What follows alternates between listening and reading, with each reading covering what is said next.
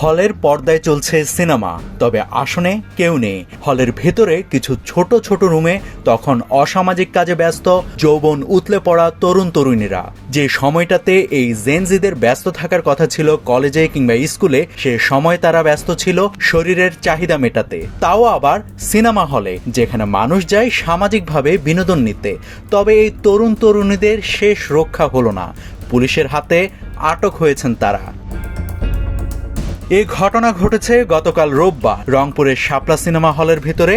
অসামাজিক কার্যকলাপের সময় ৩৫ জন তরুণ তরুণীকে আটক করেছে রংপুর মেট্রোপলিটন ডিবি পুলিশ। রোববার রাত ৮টায় মহানগর গোয়েন্দা বিভাগ ডিবি পুলিশের কার্যালয়ে প্রেস ব্রিফিংয়ে ঘটনার সত্যতা নিশ্চিত করে রংপুর মেট্রোপলিটন পুলিশের উপকমিশনার সনদ চক্রবর্তী বলেন, এদের মধ্যে ১৬ জন তরুণ এবং ১৯ জন তরুণী।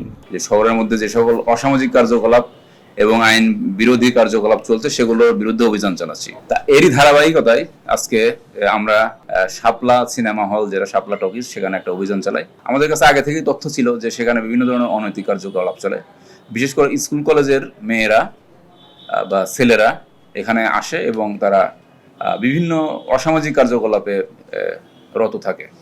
তা আজকে ঘটনার তথ্য পেয়ে আমরা সেখানে অভিযান চালাই এবং সেখানে আমরা দেখতে পাই যে হলের যে ৩ তলা আছে, সেকেন্ড ফ্লোর, সেখানে ছোট ছোট রুম করে দেওয়া আছে এবং এই ছোট রুম করা আছে ৮টা। এই রুমের ভাড়া নেওয়া হয় ৬০০ টাকা করে এবং পুরো সিনেমার যে সময়টা, এই সময়টা তাদেরকে এই ছেলে মেয়েদের কাছে দিয়ে দেওয়া হয় এবং তারা সেখানে নিজেদের ইচ্ছা মতো এই ৩ ঘন্টায় যা ইচ্ছা তাই করতে পারে।